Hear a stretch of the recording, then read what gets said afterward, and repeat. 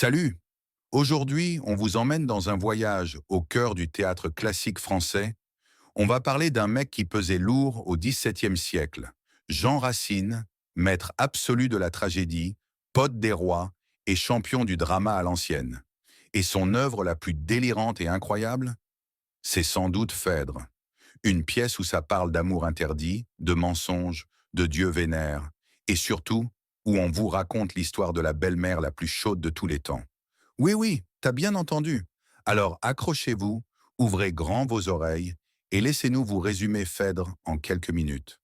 Tout commence avec Hippolyte qui annonce à son gouverneur, Théramène, «Le dessein en est pris. Je pars, cher Théramène, et quitte le séjour de l'aimable Trézène.» Car il commence petit à petit à culpabiliser face à son inaction durant les 6 mois depuis la disparition de son père, Thésée. Il décida donc de se mettre à sa recherche. Mais c'est également une excuse un peu bidon, car par accident, il laissa sous-entendre qu'il cherche à fuir quelque chose ou quelqu'un. C'est alors que Théramène lui dit: J'ai déjà cherché votre père partout. Que ce soit sur terre, en mer et même en enfer, il est introuvable. Mais il comprit qu'il cherchait en réalité à fuir la jeune Aricie, dont il est victime d'un amour coupable.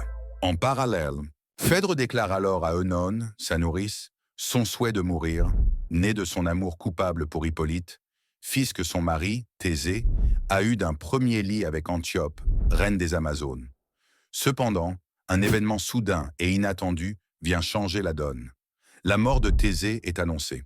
Elle ouvre la succession à 3 prétendants au trône: Hippolyte, Phèdre et une descendante de Palante, Aricie, princesse déchue. Cette mort donne à Oenone l'occasion d'essayer de détourner Phèdre de ses projets de suicide, en lui faisant entendre que son intérêt politique la lie à Hippolyte. Un peu plus tard, dans la résidence où elle est retenue enfermée, Aricie avoue à sa confidente, Ismène, qu'elle aime Hippolyte, tandis qu'Ismène assure à Aricie qu'elle est aimée d'Hippolyte. Un peu plus tard, ce dernier déclare à Aricie: «Je vous aime, et j'aimerais prendre le trône et devenir le roi d'Athènes, à vos côtés.» Cependant, Théramène arrive et annonce la venue de Phèdre qui souhaite rencontrer Hippolyte. Hippolyte, qui était sur le point de partir, ordonne à Théramène de revenir sans tarder afin de lui donner l'occasion de le sauver de son entretien avec Phèdre. Phèdre, qui est en proie à une folle ardeur, déclare son amour à Hippolyte, qui la repousse et sort son épée. Phèdre arrache alors l'épée des mains de Hippolyte pour se tuer, avant que Non n'arrête son geste et l'entraîne. Au même moment, Théramène revient, annonçant que les navires n'attendent qu'un ordre pour mettre à la voile, qu'à Hippolyte les Athéniens préfèrent Phèdre et pensent que Thésée n'est peut-être pas mort. Phèdre sent qu'ayant franchi les bornes de la pudeur, elle ne peut revenir en arrière et ne peut non plus renoncer à son amour. Elle espère encore et charge sa confidente de tout faire pour lui gagner l'amour d'Hippolyte. Elle invoque donc Vénus et l'engage à venger l'indifférence qu'Hippolyte a toujours témoignée à la déesse. Œnone revient pour annoncer à sa maîtresse que Thésée vient de rentrer. Elle lui conseille de prévenir les accusations en dénonçant calomnieusement les tentatives d'Hippolyte à son encontre. Thésée arrive donc et se présente à son épouse qui lui réserve un accueil glacial et laisse entendre que leur union a été souillée. Par la suite, Hippolyte, questionné par son père, garde le silence et lui annonce son départ imminent. Hippolyte se laisse d'abord aller à de noirs pressentiments pour finalement se convaincre que son innocence le protégera et que son amour pour Aricie ne pourra être ébranlé. Vient ensuite le moment fatidique où Œnone ment à Thésée à propos de Hippolyte et le rend odieux aux yeux de son père. Hippolyte se retrouve donc face à Thésée qui le maudit malgré ses dénégations et le chasse en priant Neptune de se faire l'instrument de sa vengeance. Hippolyte accusé ne dénonce cependant pas Phèdre. Resté seul, Thésée clame la nécessité qu'il soit vengé, malgré l'amour qu'il portait à son fils. Phèdre accourt auprès de Thésée pour retenir la vengeance qu'il s'apprête, pense-t-elle, à accomplir sur son fils, lorsqu'il lui apprend qu'Hippolyte aime une autre, Aricie.